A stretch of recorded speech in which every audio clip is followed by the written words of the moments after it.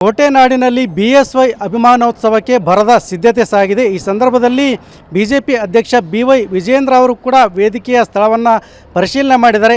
ಹೀಗಾಗಿ ಈ ವೇಳೆ ಅವರು ಏನು ಹೇಳ್ತಾರೆ, ಕಾರ್ಯಕ್ರಮದ ರೂಪುರೇಷೆ ಏನು ಅಂತಕ್ಕಂಥದ್ದನ್ನು ಅವರಲ್ಲೇ ಕೇಳ್ತೀವಿ. ಬನ್ನಿ ಸರ್, ಈಗ ಚಿತ್ರದುರ್ಗದಲ್ಲಿ ಬೃಹತ್ ಆಗಿರ್ತಕ್ಕಂಥ ವೇದಿಕೆ ನಿರ್ಮಾಣ ಆಗಿದೆ. ಕಾರ್ಯಕ್ರಮಕ್ಕೆ ಎಲ್ಲ ಸಿದ್ಧತೆಗಳು ಪೂರ್ಣಗೊಂಡಿದ್ದಾವೆ. ಯಾವ ರೀತಿ ಕಾರ್ಯಕ್ರಮ ನಡೆಯುತ್ತೆ, ಏನೆಲ್ಲ ರೂಪುರೇಷೆಗಳನ್ನು ಸಿದ್ಧಪಡಿಸಿಕೊಂಡಿದೆ?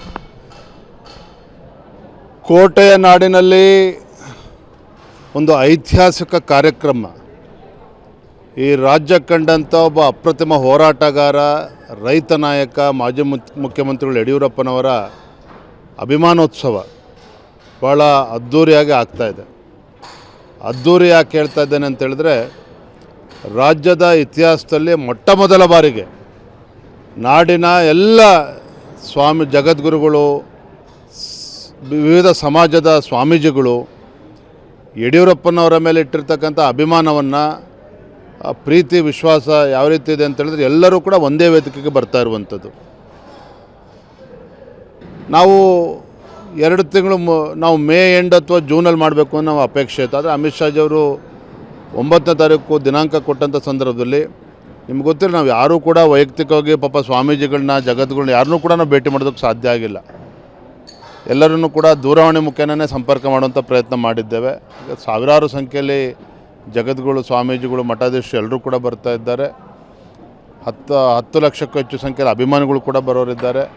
ಗೃಹ ಸಚಿವರು ಅಮಿತ್ ಶಾಜಿಯವರು ಪಶ್ಚಿಮ ಬಂಗಾಳದ ಏನು ಐತಿಹಾಸಿಕ ಗೆಲುವು ಭಾರತೀಯ ಜನತಾ ಪಾರ್ಟಿದು ಆಗಿದೆ, ಹೊಸ ಸರ್ಕಾರ ರಚನೆ ಪ್ರಮಾಣ ವಚನ ಆದ ನಂತರದಲ್ಲಿ 12:45 ಹೊರಟು ನೇರವಾಗಿ ಶಿವಮೊಗ್ಗ ಬಂದು ಶಿವಮೊಗ್ಗದಿಂದ ಇಲ್ಲಿಗೆ ಬರ್ತಾರೆ. 3:30 ವೇದಿಕೆ ಬರ್ತಾರೆ. ಕಾರ್ಯಕ್ರಮದಲ್ಲಿ ಸಮಯ ಬದಲಾವಣೆ ಆಗಿದೆ ಅಂತಕ್ಕಂಥದ್ದು ಕೂಡ ಚರ್ಚೆ ಆಗ್ತಿರ್ತಕ್ಕಂಥದ್ದು. ಜೊತೆಗೆ ಬಂದಂಥ ಜನರಿಗೆ ಯಾವ ರೀತಿಯ ವ್ಯವಸ್ಥೆಗಳಿಲ್ಲಿ ಮಾಡಲಾಗಿದೆ? ನಾವು ಪೂರ್ವ ನಿಯೋಜಿತ ಪ್ರಕಾರ ಬೆಳಗ್ಗೆ 11 ಗಂಟೆಗೆ ಕಾರ್ಯಕ್ರಮ ಪ್ರಾರಂಭ ಆಗಬೇಕು, 12 ಗಂಟೆಗೆ ಅಮಿತ್ ಶಾಜಿಯವರು ಬರ್ತಾರೆ ಅನ್ನುವ ಒಂದು ನಿಶ್ಚಯ ಆಗಿತ್ತು. ಆಗಲೇ ಹೇಳಿದಾಗೆ ಪಶ್ಚಿಮ ಬಂಗಾಳ ನಮ್ಮ ಸರ್ಕಾರ ಬರ್ತಾ ಇದೆ, ಅದು ಕೂಡ ಅಷ್ಟೇ ಮುಖ್ಯ, ಇದಕ್ಕಿಂತ ಮುಖ್ಯ ಅದು. ಅದನ್ನು ಮುಗಿಸ್ಕೊಂಡು ಅಮಿತ್ ಶಾಜಿಯವರು ಮಧ್ಯಾಹ್ನ 3:30 ಬರೋದ್ರಿಂದ ನಮ್ಮ ವೇದಿಕೆ ಕಾರ್ಯಕ್ರಮ ಮಧ್ಯಾಹ್ನ 1:00ಗೆ ಪ್ರಾರಂಭ ಆಗ್ತದೆ. 1:15 ಪ್ರಾರಂಭ ಮಾಡ್ತೇವೆ. ಯಾಕೆಂದರೆ ರಾಜ್ಯದ ಮೂಲೆ ಮೂಲೆಗಳಿಂದ ಪಾಪ ಹೊರಟು ಬಂದಿರ್ತಾರೆ, ತಡ ಮಾಡೋದಕ್ಕೂ ಕೂಡ ಆಗೋದಿಲ್ಲ. ವಾಪಸ್ಸು ಅವರು ಸೇಫಾಗಿ ಊರು ತಲುಪಬೇಕು. ಯಾಕೆಂದರೆ ಯಡಿಯೂರಪ್ಪನವರು ಸ್ವತಃ ನನಗೊಂದು 4-6 ಬಾರಿ ಫೋನ್ ಮಾಡಿದ್ದಾರೆ. ದೂರದಿಂದ ಎಲ್ಲ ಅಭಿಮಾನಿಗಳು ಬರ್ತಾ ಇದ್ದಾರೆ, ಅವರೆಲ್ಲರೂ ಕೂಡ ಸುರಕ್ಷಿತವಾಗಿ ಬರಬೇಕು, ಸುರಕ್ಷಿತವಾಗಿ ಅವರು ವಾಪಸ್ ಮರಳಬೇಕು ಅವರು ಊರಿಗೆ, ಯಾವುದೇ ತೊಂದರೆ ಆಗಬಾರ್ದು ಅನ್ನುವ ಆಗ್ರಹವನ್ನು ಕೂಡ ತಂದೆಯವರು ಯಡಿಯೂರಪ್ಪನವ್ರು ಮಾಡಿರುವಂಥದ್ದು. ಹಾಗಾಗಿ ಎಲ್ಲವೂ ಕೂಡ ವ್ಯವಸ್ಥಿತವಾಗಿ ಆಗ್ತಾಯಿದೆ.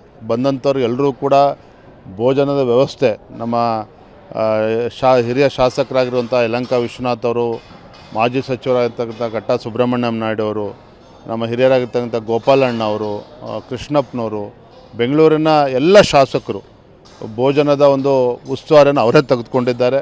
ಬಂದಂಥ ಅತಿಥಿಗಳಿಗೆ, ಅಭಿಮಾನಿಗಳಿಗೆ ಯಾವುದೇ ರೀತಿ ತೊಂದರೆ ಆಗಬಾರ್ದು, ಯಾಕೆ ಬಿಸಿಲಿದೆ, ಅದು ಯಾವುದೇ ಒಂದು ವ್ಯವಸ್ಥೆ ವ್ಯತ್ಯಾಸ ಆಗಬಾರ್ದು, ಆ ನಿಟ್ಟಿನಲ್ಲಿ ಅವರೇ ಗಮನಿಸ್ತಾ ಇದ್ದಾರೆ.